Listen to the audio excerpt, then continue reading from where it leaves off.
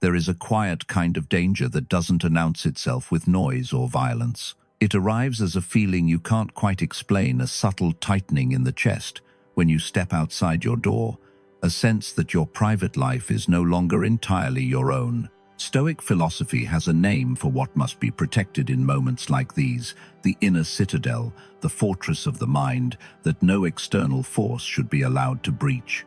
Long before cameras, routers, and digital footprints, Marcus Aurelius warned that disturbance does not come from events themselves, but from the judgments we attach to them.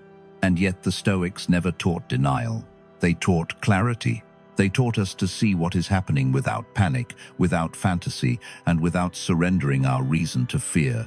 In modern life, few threats test this discipline more than the slow realization that someone near you may be watching, tracking, or quietly inserting themselves into the rhythm of your daily existence. This is not about paranoia. Paranoia is emotion without evidence. What we are discussing is vigilance, the calm awareness that patterns, not accidents, shape reality. The human mind evolved to detect danger before it can be logically explained. That instinct kept our ancestors alive, and it still serves us now, even if the threats wear friendly faces and live behind trimmed hedges. When a neighbor repeatedly appears at the exact moment you leave your home, when coincidence stacks upon coincidence, the Stoic response is not to laugh it off, nor to spiral into suspicion, but to pause and observe. Patterns reveal intention. Randomness does not repeat itself with precision. The mistake most people make is believing that danger must be dramatic to be real. In truth, the most destabilizing threats are quiet, patient, and incremental. They erode your sense of safety one small doubt at a time until you begin to police your own behavior, lowering your voice in your kitchen, second-guessing your movements, adjusting your life to accommodate an unseen watcher. This is how peace is stolen, not through force, but through subtle psychological pressure. The Stoics understood this internal battle deeply. Epictetus taught that freedom is not the absence of external interference, but the mastery of your responses. You cannot control whether another person observes you, speculates about you, or harbors unhealthy fixation. You can control whether that behavior infiltrates your mind and dictates how you live. The first step in reclaiming control is naming reality accurately. If something feels wrong repeatedly, if unease follows a consistent pattern, your task is not to suppress the feeling but to examine it with reason. Ask yourself what you are seeing, not what you fear. Separate sensation from story. Sensation says, "This keeps happening." Story says, "I am in danger." The Stoic stands between the two, extracting truth without exaggeration. From that place of clarity, action becomes strategic rather than reactive. Documentation replaces confrontation. Awareness replaces denial. You begin to see your life not as a stage for fear, but as a landscape requiring intelligent boundaries. Stoicism never promised comfort. It promised strength. And strength in this context is the ability to protect your inner citadel without becoming consumed by what threatens it. Your home is more than a structure. It is the physical extension of your mental refuge. When that space feels compromised, the danger is not only external, it is the temptation to abandon calm reasoning in favor of constant vigilance, fueled by anxiety. This is precisely what must be resisted. Marcus Aurelius reminded himself daily that he could meet hostility, deception, and intrusion without losing his character. The same discipline applies here. You observe, you adjust, you protect, and you do so quietly, firmly, and without emotional spectacle. There is nothing weak about acknowledging a threat. Weakness lies in allowing it to dominate your inner life. As we move forward, understand this foundation. Clearly recognizing signs of monitoring is not about living in fear. It is about refusing to live blindly. The Stoic does not look away from uncomfortable truths, nor does he dramatize them. He stands steady, grounded in reason, aware that peace is not the absence of watchers, but the refusal to let watchers rule his mind. This clarity prepares us to examine the first unmistakable sign, the moment coincidence becomes coordination and observation begins to reveal intention rather than chance. Sign 1 begins where most people hesitate to trust themselves, the moment coincidence repeats too cleanly to be ignored. When a neighbor appears every time you leave your house, not once or twice, but with a consistency that feels scripted, your task is not to accuse or assume malice, but to observe with discipline. The Stoics taught that patterns reveal nature, random events scatter, intent gathers. A person who repeatedly materializes at your exits and returns is not merely sharing a schedule, they are tracking one. This does not require dramatic gestures or overt staring. In fact, the most effective monitoring is disguised as normalcy. Sweeping an already clean driveway, checking a car that doesn't need attention, pacing with a phone held loosely as if nothing important is happening. These behaviors are designed to appear harmless, precisely because harmlessness disarms scrutiny. The danger is not in the act itself, but in the predictability. When your movements seem anticipated rather than observed, when timing aligns too perfectly across days and conditions, you are no longer dealing with chance. You are dealing with attention focused outward toward you. The Stoic response begins with composure. Panic hands control to fear. Denial hands control to the intruder. Composure keeps agency where it belongs. Marcus Aurelius wrote that you must see things as they are stripped of added judgments. Seeing things as they are means asking simple questions and recording simple facts. Did this person appear within minutes of your departure? Did it occur across different times of day? Did it continue when conditions changed? Rain, darkness, altered routes. Each answered question replaces vague unease with clear understanding. This is why documentation matters. A private log is not an act of suspicion, it is an act of clarity. Dates, times, behaviors, nothing more. Over time, repetition speaks louder than intuition ever could. Technology can serve reason when used without obsession. Cameras pointed at your own property, not at others, provide neutral witnesses that memory cannot distort. Review footage calmly, not compulsively. Look for adaptation. The clearest indicator of monitoring is adjustment. When you change your routine and the presence adjusts with you, intent is revealed. This is not paranoia, it is verification. Another Stoic tactic is disruption of predictability. Predictability is the fuel of surveillance. Vary routes, vary times, vary visible habits. Do this not to provoke but to test reality. A watcher depends on consistency. When consistency breaks and the watcher compensates quickly, you have your answer. The goal here is not confrontation. Confrontation feeds narratives and invites escalation. The Stoics understood that the loudest response often benefits the wrong person. Quiet, boundary setting is stronger. Share less. Reveal less. Keep your life opaque where it need not be transparent. Epictetus taught that freedom lies in controlling what is yours to control. Your schedule, your disclosures, your reactions are yours. Someone else's fixation is not. When evidence crosses from observation into intrusion, such as trespassing or interference with property, the Stoic path includes lawful action taken without drama. Involving authorities is not weakness, it is structure. Structure protects peace. Acting early prevents escalation later. But even before any external step, there is an internal victory to be won. You refuse to shrink your life. You do not whisper in your kitchen or edit your joy. You continue to live fully while guarding intelligently. The watcher seeks power through your self-censorship. Deny that reward. Stand steady. Understand this truth clearly. Noticing surveillance does not require you to become consumed by it. Awareness is not obsession. The Stoic watches without being watched internally.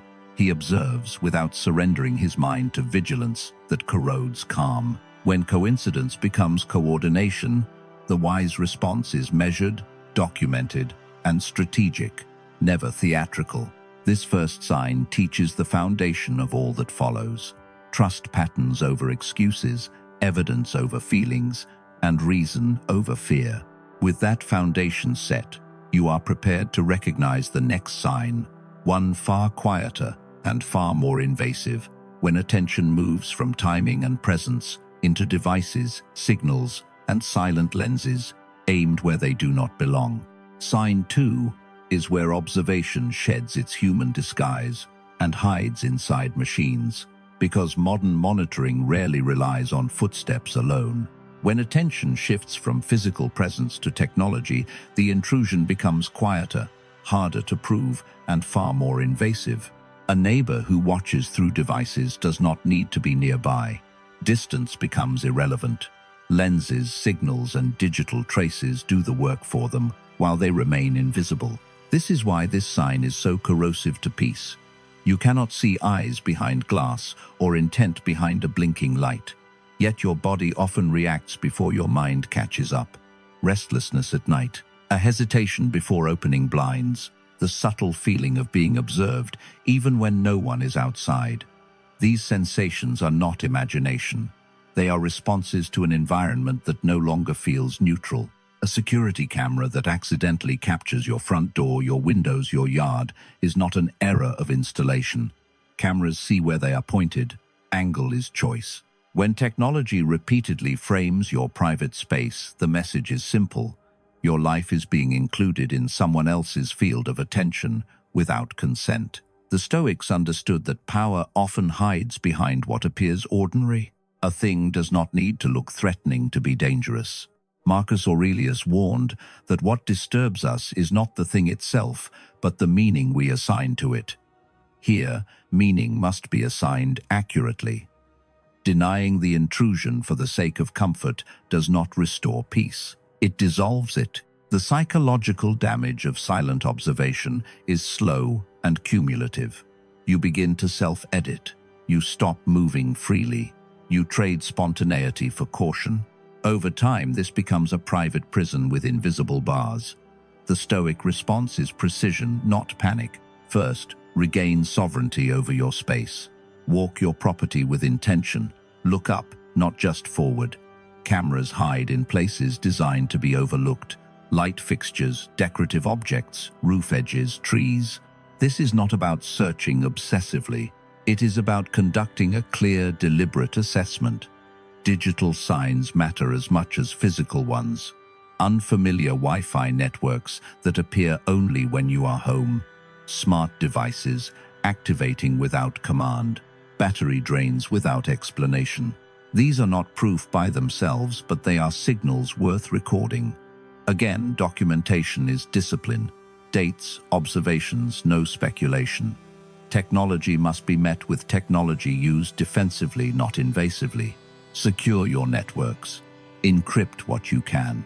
Position your own cameras to protect your perimeter, never to provoke.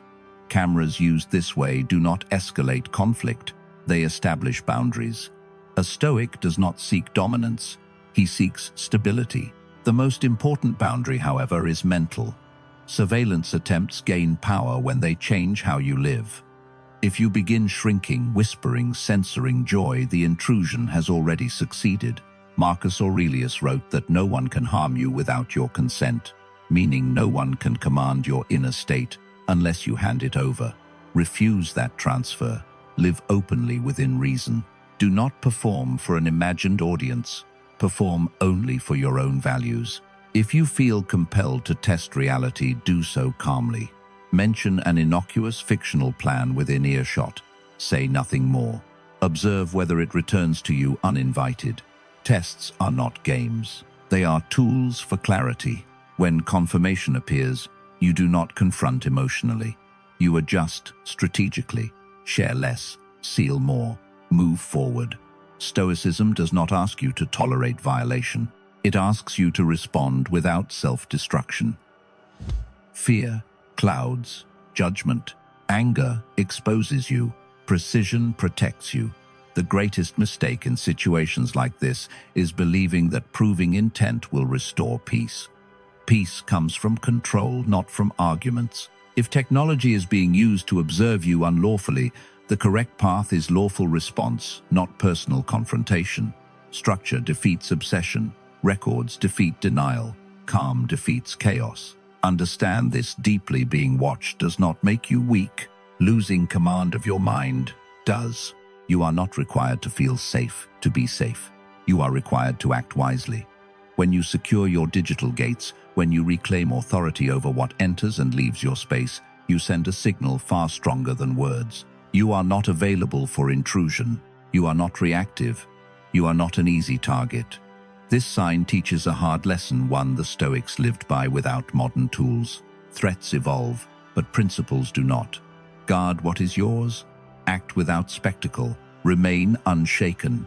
With this awareness, you are now prepared to notice the next shift, when observation stops relying on machines and begins revealing itself through something far more unsettling: knowledge. When a neighbor knows things they should not, the line has already been crossed. Sign 3 appears when observation moves beyond watching and turns into knowing. This is where the situation becomes deeply unsettling, because knowledge is intimacy, and intimacy without consent is violation. A neighbor who knows private details they should not is no longer merely attentive.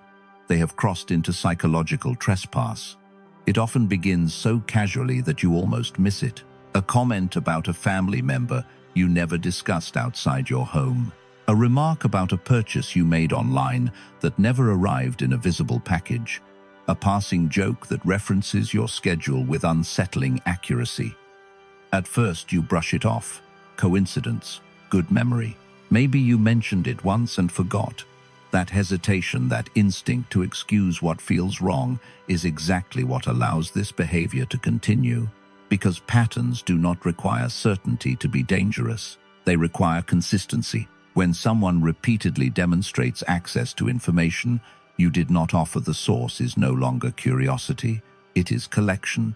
The Stoics were acutely aware that information equals leverage. Even in ancient Rome, gossip, overheard conversations, and private letters were tools of power. Marcus Aurelius wrote that nothing should surprise us about human behavior, yet he also warned that we must be vigilant about where we allow access. Privacy is not secrecy. Privacy is sovereignty. When a neighbor knows details about your life without your participation, your sovereignty is being tested. The psychological effect of this is profound. You begin to second-guess your own environment. You lower your voice without realizing it. You hesitate before making a phone call. You feel watched even when alone. This is not weakness. It is the nervous system responding to loss of boundary. Over time, if unchecked, it leads to self-censorship. And self-censorship is how control is internalized. The most dangerous part is that this knowledge is rarely used immediately. It is stored, catalogued, held for future relevance. Manipulators and obsessive observers alike gather details not for understanding but for advantage. They learn routines, relationships, vulnerabilities, not because they care but because information makes people predictable. From a Stoic perspective, the response must be measured and deliberate. You do not confront impulsively. Confrontation without leverage exposes you. Instead, you shift into assessment. You test reality calmly.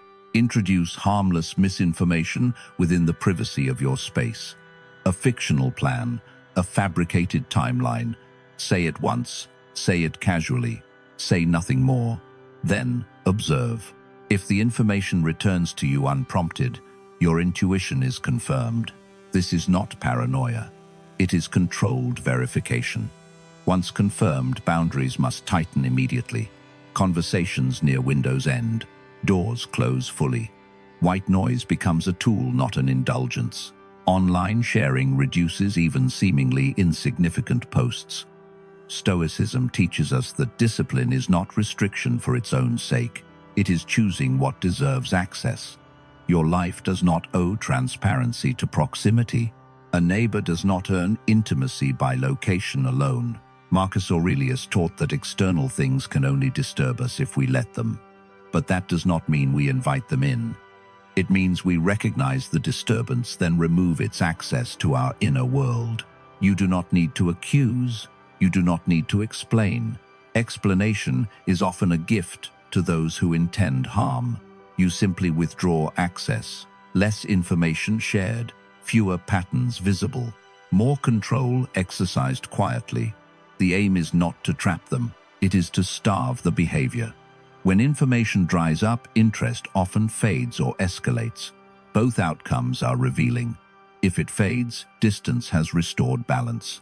If it escalates, you have confirmation that something unhealthy is present, and documentation becomes critical.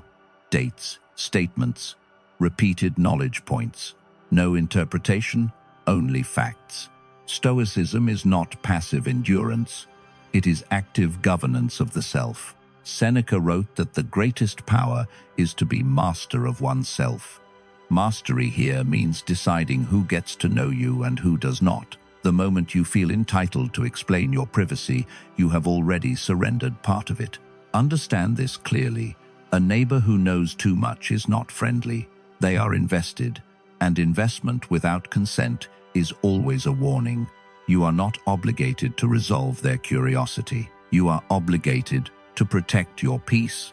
This sign exists to remind you that danger does not always announce itself with hostility. Sometimes it arrives wearing familiarity, politeness, concern, but behind that mask is a tension that has lost its restraint, and restraint is the line between normal and unsafe. Once this line is crossed, your role is no longer to wonder why. Your role is to act in alignment with reason, reduce exposure, increase structure, preserve inner calm. The Stoics believed that freedom begins with discernment, knowing what belongs to you and defending it without drama. With this clarity, you are now ready to notice the next escalation, the moment when watching and knowing become physical. When evidence appears not in words or glances but in objects moved, spaces touched, boundaries breached. That is when imagination ends and proof begins. Sign 4 is where suspicion stops being psychological and becomes tangible. This is the moment when doubt turns into evidence, when what you feel is confirmed by what you can see, touch, and measure. Physical evidence around your property is never accidental. Objects do not rearrange themselves with intention. Boundaries are not crossed by coincidence. When something within your personal space has been altered, moved, opened, or adjusted without your consent, a line has already been crossed. This is no longer about interpretation. It is about intrusion. It often begins so subtly that the mind resists acknowledging it. A welcome mat that sits differently than you left it. A plant turned toward the street instead of the sun. A mailbox slightly ajar when no delivery was made. Each detail alone is easy to dismiss. Together, they form a pattern, and patterns are the language of truth. The Stoics understood that reality does not shout. It reveals itself quietly to those disciplined enough to observe without denial. Marcus Aurelius reminded himself to look at things plainly, stripped of emotional coloring. When you do that here, the message is clear. Someone has been close enough to your home to interact with it, not passing by, not glancing, touching, testing. This creates a unique psychological violation because the home is not just a structure, it is an extension of the self. When its order is disturbed, the nervous system reacts instinctively. You feel unsettled because your deepest boundary has been challenged. This is not weakness, it is awareness. Ignoring these signs does not restore safety. It teaches the intruder that access is possible. The Stoic response is neither panic nor confrontation. It is containment, observation paired with structure. You document not emotionally but precisely. Dates, times, photographs, no assumptions, only facts. You introduce silent indicators, simple markers that reveal entry without announcing themselves. A piece of paper placed deliberately, a door alignment remembered. When change occurs, you do not argue with it. You record it. This is how clarity is built. Stoicism does not ask you to endure violation quietly. It asks you to respond rationally without surrendering inner order. Epictetus taught that while events themselves are beyond our control, our judgments and actions are not.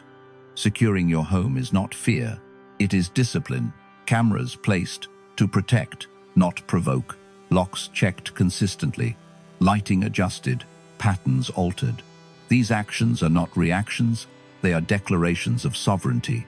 You are not escalating, you are stabilizing. The emotional weight of physical intrusion can tempt anger or paranoia, Both are traps. Anger makes you predictable. Paranoia makes you unstable. The Stoic remains centered. Calm does not mean passive. Calm means deliberate. When evidence accumulates, you do not explain it away. You accept it. Acceptance is not agreement. It is recognition of reality as it is. And once reality is seen clearly, action becomes simple. Distance increases.